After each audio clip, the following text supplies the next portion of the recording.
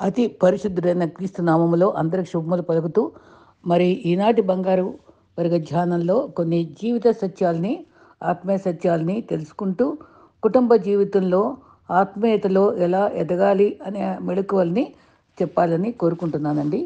మరి పదే పదే అవి చెప్తూనే ఉంటాను, మళ్ళీ చెప్పాలనిపించింది. మరి డబ్బుతో మాత్రమే చేసేది సహాయం కాదు కానీ, మంచి మనసుతో, క్రీస్తు మనసుతో, దాతృత్వంతో ఉండాలని ఆయన చెప్పిన మాట మేరకు ఎంత సహాయం చేస్తామో అంతగా మాట ప్రకారంగా వారిని ఆదరించవచ్చు, కన్నీరు తుడవచ్చు. అయితే లైఫ్లో కొన్ని ఉంచుకోవాలి, మనసులో అదుపులో ఉంచుకోవాలి. ఎవరు లేనప్పుడు ఎలా మాట్లాడతామో మన ఆలోచనల్ని, నలుగురిలో ఉన్నప్పుడు మన మాటల్ని అతి జాగ్రత్తగా చూసుకోవాలి. మరి కష్టం చేస్తూ బ్రతికే వారికి ఇతరులను క్షమించే మనస్తత్వం ఉంటుంది. ఎవరినైనా మరి మరికి మనసును నచ్చేలాగా మాట్లాడి ఊరటనిచ్చేటువంటి ఆప్యాయత గల మాటలు కూడా పనిచేస్తాయి.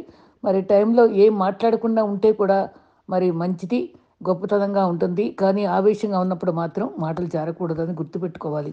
ఆలోచించకుండా మాట్లాడటం గురి చూడకుండా వేసే బాణం లాంటిదట. మరి ఏ విధంగా అయినా ఆలోచిస్తామో అదే విధంగా నీ జీవితం రూపుదిద్దుకుంటుంది కనుక మరి గొప్ప లైఫ్ కావాలంటే గొప్పగా ఆలోచించాలి. అయితే మరి ప్రతి పనిలో గెలుపు, ఓటమి ఉంటాయి.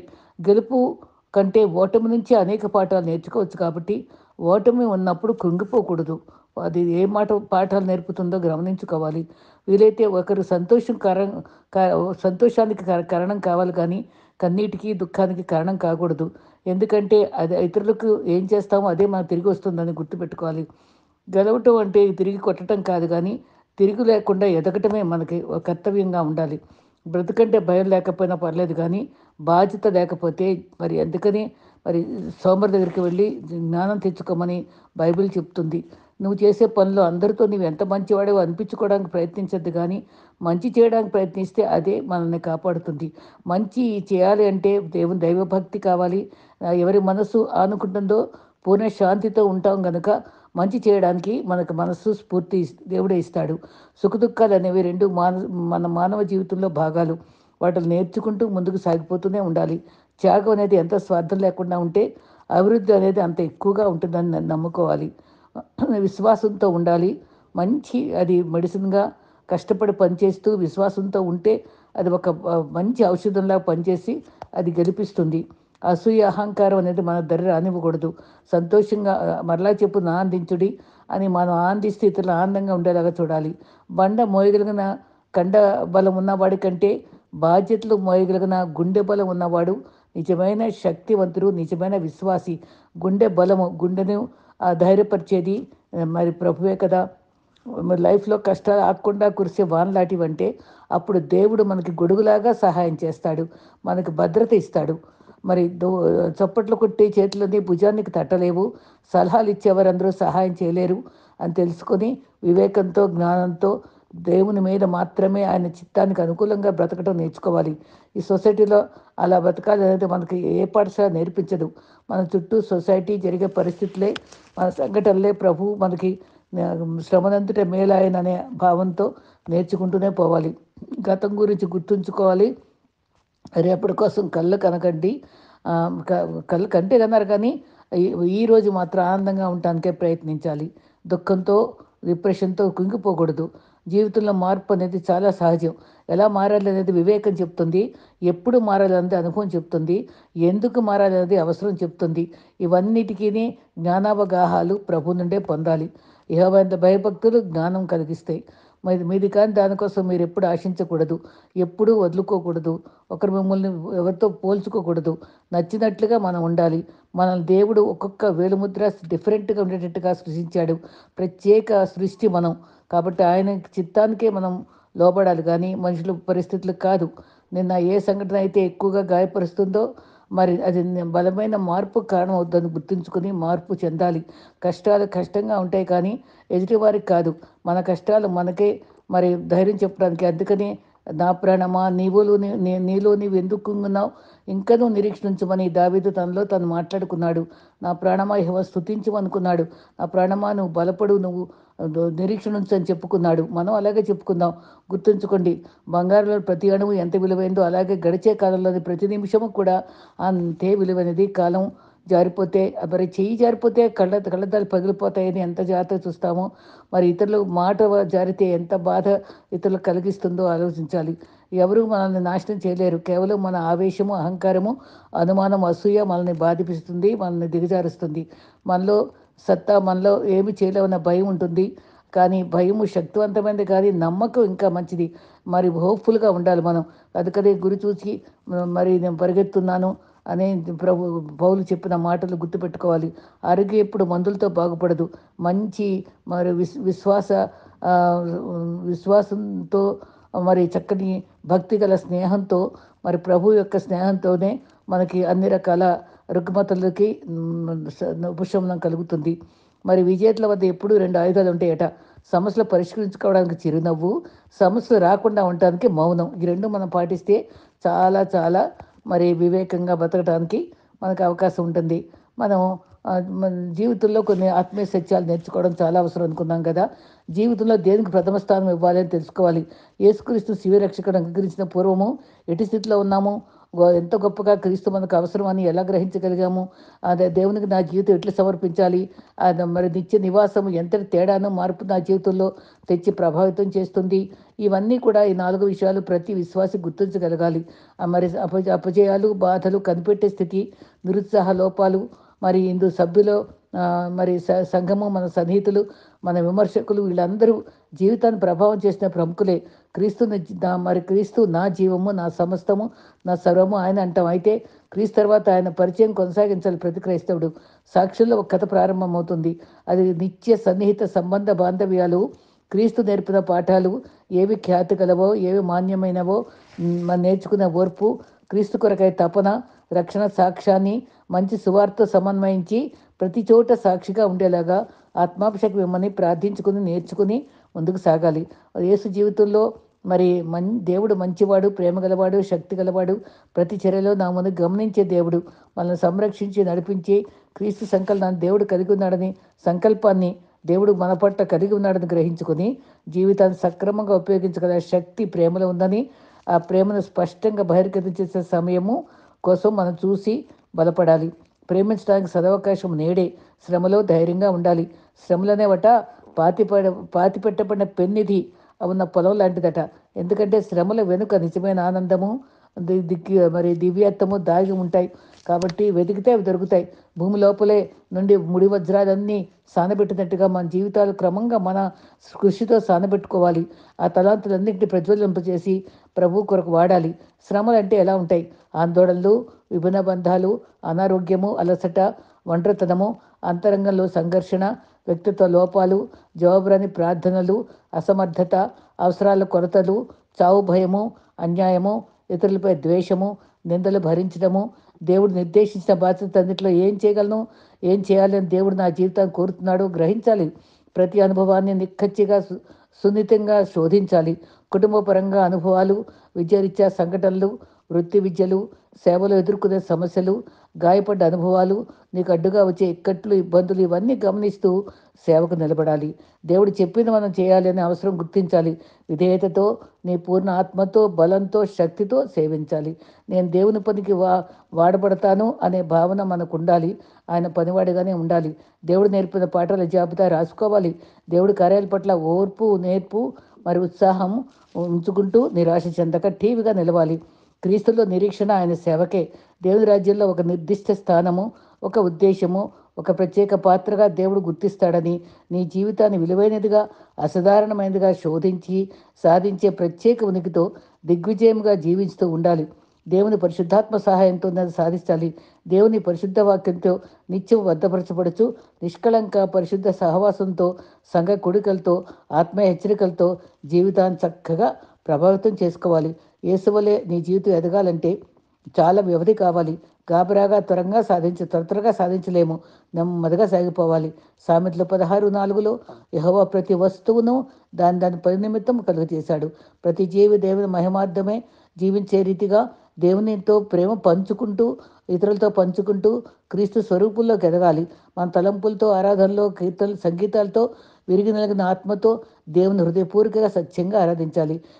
నిజ సేవకులుగా నిలవాలంటే సేవకులు తాము దేవుని పనికి సమర్పించుకోవాలి. అధిపతులుగా కాగా నమ్మకస్తులుగా ఉండాలి. తమ పని వాళ్ళు చూసుకోవాలి. వేరే మరి ఏం చేస్తున్నారో పట్టించుకోకూడదు. సేవ చేసే భారము బాధ్యత అనుకోకూడదు. అది సదవకాశాలే ఇస్తుందని భావించాలి. అతి బలహీన పరిస్థితులన్నీ తెలిసి తృప్తిగా జీవిస్తారు. భయాలు, భావాలు, అపజయాల్లో అతిశయిస్తారు. దేవుని కృప నాకు బలంలో బలహీనతలో పరిపూర్ణం చేస్తుందని నమ్ముకుంటారు. నా జీవిత లక్ష్యాలు ఏంటి? నా జీవితంలో నేను సమర్పించేది ఏమిటి? నా అంకిత భావాలు ఏమిటి? ఇలా ఆలోచిస్తూ ఎదగాలి. ఎఫెసీ 1:4-14లో ప్రేమ కలిగే సత్యం చెప్పుచు క్రీస్తు వలె ఉండుటకు మనం అన్ని విషయాలు ఎదగాలి. మన జీవితంలో దేవుని పాత్ర ఏమిటి? నా పాత్ర ఏంటి? అని మనం ఎప్పుడు కూడా ఆలోచిస్తూనే ఉండాలి. మన జీవితాలు మరి నిజమైన ప్రేమకు మంచి పనులు చేసే నేర్పుంది. మనం బాధల్లో, ఒంటరిలో ఉండే వారి కోసం తోడుండాలి. దేవుని అనుగ్రహం ఎక్కువగా ఎప్పుడు ఉంటుందంటే, కనపడకుండా ఎవరు గుర్తించలేని చిన్ని చిన్ని పనులు గొప్ప మనసుతో చేయడంలో అది చాలా ఫలిస్తుంది. మంచి విత్తనం ఫలం కోసం నాటినట్టుగా హోటల్లో బేరర్ ఆలస్యం చేస్తే కనిపెట్టడం కూడా ఒక పనే. బాధలో అనుభవాలు తప్పించుకోలేము. మేలు చేత కీడు జయించాలి. ఒక మైలు రమ్మంటే 2వ మైలు తోడుగా రావాలి. తోడునిచ్చే ప్రేమ కోసం మన తోడుగా ఇతరులకు సహాయపడటానికి మన హస్తం చాచి ఉంచాలి. ప్రతి ప్రోత్సాహకరమైన మాటకు శక్తి ఉంది. నేను నీకు నా కృతజ్ఞత అని దేవుడు చూస్తాడు. దేవుడు మనకి గిన్నెడు చల్లనీళ్ళు ఇస్తే ప్రతిఫలం ఇచ్చే రీతిగా మనం చేసే ప్రతి పనికి జవాబుంది. వంటగది సర్ది పెట్టడం కూడా గొప్ప కార్యమే. అది సేవ. దయ అనే విత్తనం నాటు, రహస్యంగా చెయ్యి, నివసించేందుకు ఏదో మంచి చేయడానికి అనువైన ప్రాంతమే ఈ ప్రపంచం గనక ఏదో రీతిగా రోజు మనుషులకు సహాయం చేయడానికి సమయం తీసుకొని అవకాశాలు వెతుక్కోవాలి. సేవకు చేయూతనివ్వాలి. చిన్నవారిలో ఒకరికి సహాయం చేస్తే నాకు చేసినట్టే అన్న క్రీస్తు అన్నారు కదా. నిజ సేవకులు అతి ప్రియుడును, పవిత్రుడును, ఆశానిగ్రహం గలవాడినే ఉండి హితబోధ విషయంలో మరి ఈ రకంగా క్షేమంగా ఉండాలని మనకు చెప్పారు. ఆ రీతిగా మనం అలా ఉండటానికి మనం సిద్ధపడాలి. ప్రార్థనా జీవితానికి మించిన శక్తి ఏమీ లేదు. ప్రార్థనలు చేసుకోవడానికి ఇతరులతో కలిసి ప్రార్థింతము రండి ఒక పాటలో ఉండే మాటలండి. మన ప్రభు యేసు జీవితమంతా ప్రార్థనతో గడిపాడు కదా. పాపులు రక్షణ కోరాడు కదా.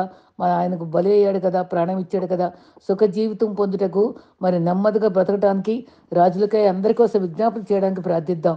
జయ జీవితం జీవించడానికై ప్రార్థన చేద్దాం. ధైర్యంతో ప్రార్థన చేయడానికి ఆశిద్దాం. అయితే మన జీవితాలు మరి మన చక్కటి భక్తులు ఒక మంచి మాట చెప్పారండి.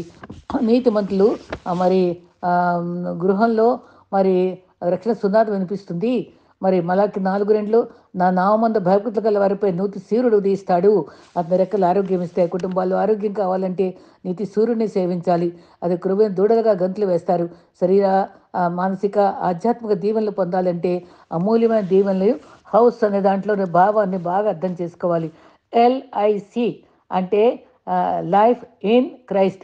L is for life, I in, C అంటే క్రైస్ట్. Life in Christ. మన జీవితం క్రీస్తుతోనే పనివేసుకుని పోవాలి. హౌస్ అనేది 5 అక్షరాలు. H hospitality. మన అతి సత్కారంలో మనం ఎంతో దిట్టలుగా ఉండాలి. మరి షునేమీరాలు ఎంతో చక్కని హాస్పిటాలిటీ ఇచ్చింది. అబ్రహాము 18వ అధ్యాయంలో ఆదికాండంలో ఆయన ముగ్గురు వస్తే ప్రభు త్రిత్వంలాగా ఆయన పరిగెత్తాడు. దాటిపోవద్దన్నాడు. అలసట తీర్చుకోండి అన్నాడు. సారతో చెప్పాడు మెత్తని పిండి రొట్టెలు చేయమని. చేసిందండి పాపం. అంతా ఆతిథ్యం ఇచ్చారు. అటువంటి మంచి మనస్సుతో మన దైవ సేవకులకు, మన స్వకీయులకు, మన కుటుంబానికి కూడా మంచి హాస్పిటాలిటీతో ఉండాలి. HOUSEలో హెచ్ అయిపోయింది. ఓ ఈజ్ ఫర్ ఒబీడియన్స్. విధేయతతో ఉండాలి.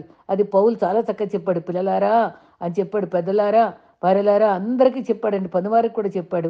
ఎన్నో చక్కని హెచ్చరికలు. కాబట్టి అన్ని కుటుంబ జీవితాల్లో ఒబీడియన్స్ అవసరం. H for hospitality, ఆతిథ్యము.